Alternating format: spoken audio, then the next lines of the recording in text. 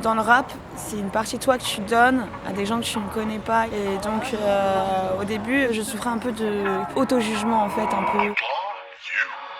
J'ai pas l'instinct animal, je m'enterre dans ma sale image. J'ai les mains salies par les mages, ensorcelé et marginal. Le rap c'est pas pour moi, y'a trop de requins et de sales vislards. Si je m'en prends à 10 gars, je montre mon love à des sales garces. C'est pour mes sistas et mes envies, quand je kick ça je reste en vie. La psy m'a dit que la colère est un sentiment incompris. Je la mets dans le texte, mais ça touche personne. J'ai des palettes complètes de tons trop monotones. Ego trip et pensée fan, je négocie un plan d'épargne. Sans ronce c'est dur, le karma m'a canné, mon temps se fan. Mes potes sont là, je ris un peu pour faire semblant, c'est hardcore. Les pieds dans le plat, j'ose pas leur dire que j'ai pensé frôler la mort. T'as écrit un peu depuis un an? Il y a matière. Il y a matière. Des morceaux, des freestyles. Il y a 2 EP carrés. C'est vrai? 2 EP? Bien. Ouais, c'est pour pour quand? Là, c'est mes premiers projets, tu vois, qui sortent. Et c'est pour mi-septembre, fin septembre, max. Yes, à rentrer. Donc, ouais, c'est ça. Comme ça, Trop les gens, bien. ils arrivent, ils ont la tête posée et ils écoutent ça, tu vois. Prêt à recevoir. Exactement. Donc là, tu nous fais du français? Ouais, je peux faire du français de ouf. On me disait tu verras, la vie c'est pas si moche, pas pourquoi tu sirotes. Tous les faits tu n'iras, mais est-ce que tu trouveras ton putain d'antidote? Non, je veux pas briser ce que j'aime, non. Trop dur de briser la haine, non. Je veux pas briser ce que j'aime, c'est dans les chaînes. Waouh, c'est beau. J'écris parce que le processus de l'écriture me fait du bien. Donc la première étape, elle est pour moi. J'ai envie de raconter une histoire. Mais si cette histoire, elle reste dans mon placard, je trouve ça dommage. Donc la deuxième étape, c'est le partage avec les gens. Si je sais que je vais pas sur scène, ça m'intéresse même pas. Tu sais, après le premier Summer Camp, j'ai commencé à fantasmer, tu sais, des Bercy, des Zéniths, tu sais, parce qu'il y a un truc qui se met en place où tu dis, à partir du moment où tu y crois, tu as besoin de te projeter loin. Et puis après, je me suis dit, mais en fait, on s'en fiche de tout ça. L'important, c'est la pratique qui fait du bien, le partage qui fait du bien et de rester libre. Parce que l'argent, moi, je peux le gagner en étant salarié, en bossant à droite à gauche, en étant intermittente ou freelance. Mais ce qui est vraiment le cœur du truc, c'est que je puisse faire ce que je veux. Ce qui est bien dans le Summer Camp 2, c'est qu'on approfondit un peu aussi le fait de faire des maquettes chez soi. On appréhende les logiciels, on s'enregistre les unes les autres. Et puis voir comment on peut traiter les voix pour avoir des premiers enregistrements, des premières maquettes qui soient assez satisfaisantes et qui ne fassent pas non plus trop amateurs, justement. Moi, je pense que j'ai vraiment besoin, c'est les égaliseurs, comme tu vas... Mais justement, c'est pour ça que là, on s'est dit, on enregistre toutes les voix, puis comme ça, après, on peut bosser dessus, chacune sur son logiciel, quoi. Alors, le micro, si tu allumes l'anime fantôme, il vaut mieux qu'on l'ait branché déjà. 1, 2, 3. Comment mouiller le maillot jusqu'à devenir pro? Non. Et puis là, aujourd'hui, on a 2 jours d'interprétation scénique avec Fanny Poli qui nous explique un peu ce qu'elle voit de nous sur scène, qui nous entend faire un morceau, qui nous donne des conseils concernant notre posture, comment on peut interagir avec le public, qui nous aide physiquement, parce qu'elle nous a fait faire quand même pas mal de gym et de sport, donc ça c'était cool. Moi personnellement ça m'a mis une claque par rapport à tout ce qui est justement échauffement musculaire, parce que j'aimerais bien pouvoir intégrer la danse aussi plus tard dans mes concerts, et ça m'a fait me rendre compte que de ce côté-là j'étais rouillée, quoi, et que en fait c'est une machine complète, tu vois. La voix c'est un instrument, mais en fait l'instrument c'est tout le corps. C'est tout le corps, c'est les cordes vocales, mais c'est aussi le diaphragme, les organes, mais aussi les muscles, tout. Réussir à conscientiser ça, avoir conscience de tout ça en fait, quand on est sur scène. Et ça c'est pas évident, ça demande du temps. Et on va travailler aussi la rythmique en même temps, hein. Donc bien sûr la marche elle sera sur le beat. Vous allez me taper le BPM. Et pareil pendant que vous marchez, hein, essayez de travailler toujours soit le flow, sortez encore une fois de votre zone de confort.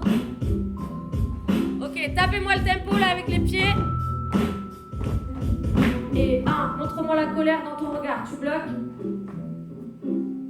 On repart. Et 1, la tristesse dans ton regard, tu bloques.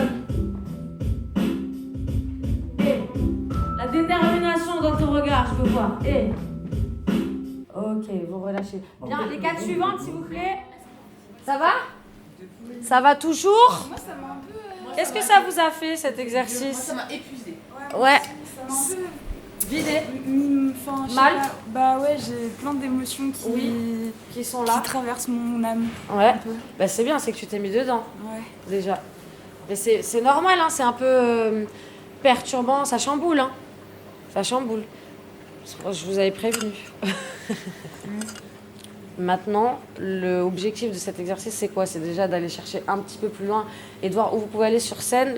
Le but de la scène, en tout cas pour moi, et l'intérêt pour un artiste, ça va être de hyperboler au maximum sa personnalité. Ou alors, si vous êtes dans un personnage, ça va être de jouer un personnage à fond. Si c'est pas vraiment vous, mais ça va être d'interpréter quelque chose à fond. Et c'est toujours un peu extrême la scène, je pense. Même quelqu'un qui va être très timide sur scène, c'est qui tout double. C'est soit il va se transformer et ça va être quelqu'un d'autre, soit sa timidité elle va être poussée à l'extrême aussi pour que ça devienne sa force. La première fois que je suis montée sur scène, j'étais pas bien quoi. Je tremble, j'ai les mains moites, mes genoux ils craquent. faut s'apprivoiser et se dire que ça va quoi. Et se dire qu'on peut le faire et que au pire les gens, au mieux ils kiffent, au pire ils kiffent pas et tant pis quoi. Et tant que toi t'as kiffé, on s'en fout en fait. J'ai décidé de voir les choses de manière plus positive en règle générale, je pense. Et ça marche bien. On peut essayer juste une fois le refrain? Voilà. Parce qu'on commencera par ça, je pense. On fait juste un freestyle de kiff. Ça va, vous? On y va. 5, 6. Summer Camp 2022. Ya, Trampolino.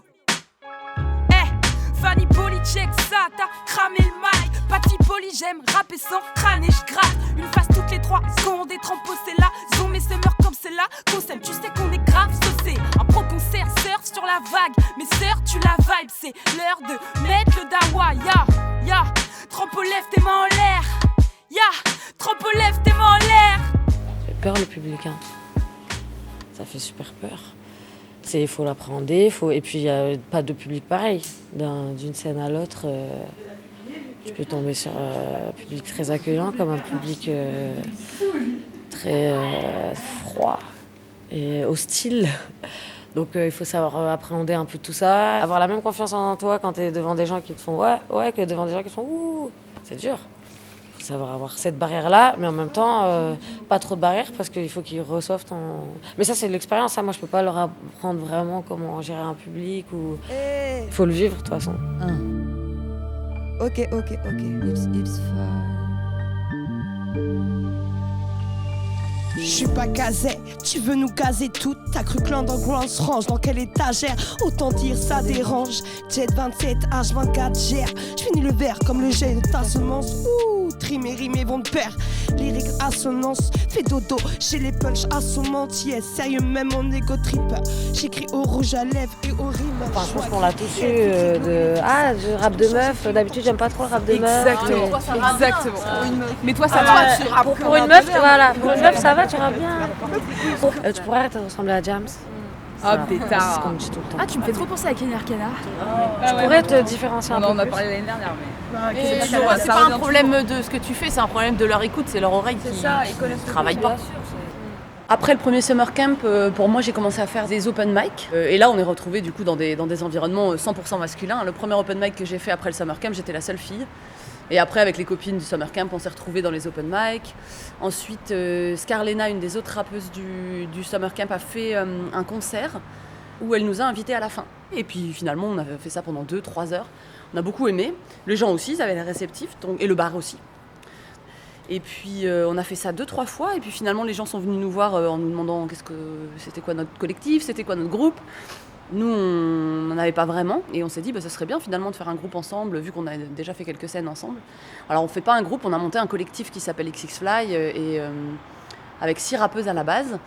Et puis on a commencé à faire beaucoup de scènes. Donc entre le premier summer camp et le deuxième, mon rapport à la scène il a complètement évolué puisque j'ai rappé pour la première fois au summer camp 1.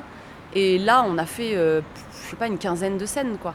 Ça allait du petit bar au Stéréolux à Nantes, quoi. Donc on a eu une grosse variété de scènes. Et c'était comme un apprentissage, express de la musique, quoi. Et des scènes, et de ce qu'il faut préparer avant une scène, comment discuter avec les salles, préparer les prods, trouver des ingé-sons. Donc tout ça, il y a eu un gros travail, quoi, de fait. Et on est devenu un collectif qui fait beaucoup de scènes, quoi. Donc c'est chouette. Puis même, nous, on se voit souvent en soirée, mais on n'a jamais le temps de parler. C'est bien si on se pose dehors, on kick ou On partage un truc aussi, tu vois. Parce que moi, je vous vois et tout, mais j'ai pas fait partie du Summer Camp de l'année dernière. Ouais. Je savais pas forcément ce que c'était. On en a parlé, on a tellement saoulé tout le monde avec ça quand même. Bah franchement, le faire, hein. Moi, c'est grâce à vous que je me suis inscrite. Je sais même pas si j'en aurais entendu parler autrement, tu vois. Bon, ça va freestyler dehors. Moi, je vais dehors. Ouais.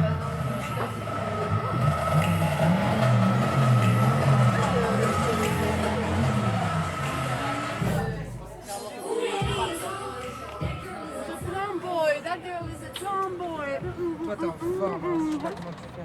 Non, entre 4 et 6, j'étais pas bien. Moi, ça allait mieux. Allez, gros big rap.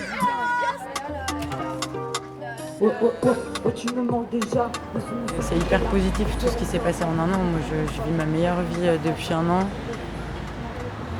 Je pense que toutes les filles de l'année dernière, peu importe tous les traumas qu'on a, parce qu'en général, les gens qui font du rap, c'est que soit ils veulent faire de la thune, soit ils ont vécu des trucs difficiles. Là, j'ai l'impression d'être heureuse, même quand ça va mal. Je sais pas trop comment expliquer. Et en vrai, en un an, il y a eu beaucoup de choses qui se sont passées. Déjà, humainement, moi, j'ai plus du tout vu ma relation aux femmes de la même manière.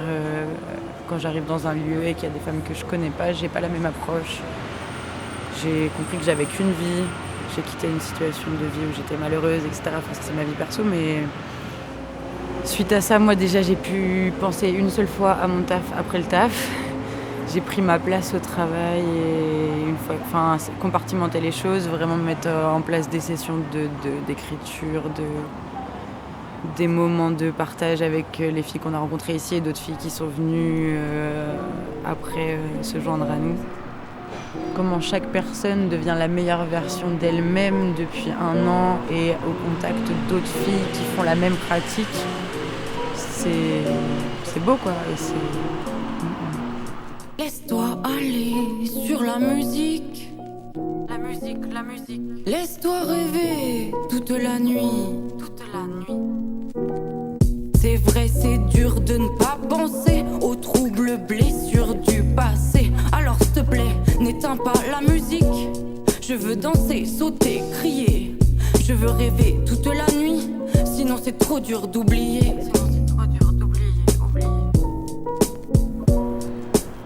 Dans mon cœur, à Nantes, ça a changé, c'est sûr. C'est sûr, et ça change encore, et ça, c'est que le début. J'ai du mal à me rappeler comment c'était avant. Enfin, si, je m'en rappelle, mais j'ai du mal à me dire...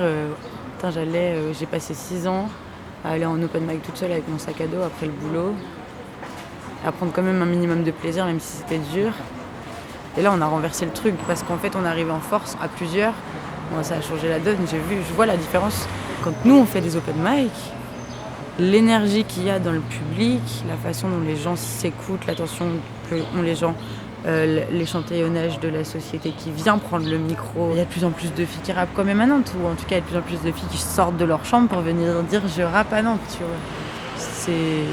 C'est beau quoi, et ça a changé les choses. Si je rappe pas pour moi, dis-toi que c'est pour les filles. Je suis sûre que dans ta vie y'en a au moins une qui mérite qu'on me voit. En cas de victoire, dis-leur que j'ai pas tout fait, c'est que l'intro de l'histoire, je commence à peine à m'amuser. Je préfère un coup de bâton fer dans la tête que me barrer de la scène sans que le public ait kiffé. On m'a dit faut pas t'en faire des films, je m'en suis fait, mais tes rêves entre parenthèses, j'y ai mis des gros guillemets. On a la créativité en quarantaine et pas le genre d'activité pro qui rend les parents zen. Choisis les métaphores, les couplets découpés en 16, donc pas du genre à les abandonner, ces projets dès que ça foire. On n'a pas peur de l'effort, je sais qu'il faut battre le fer chaud. Compris depuis le berceau qu'on n'est pas là sur tirage au sort. Sûrement pas là pour se contenter d'une première place hors concours, expression hardcore, si t'as zappé le blaze.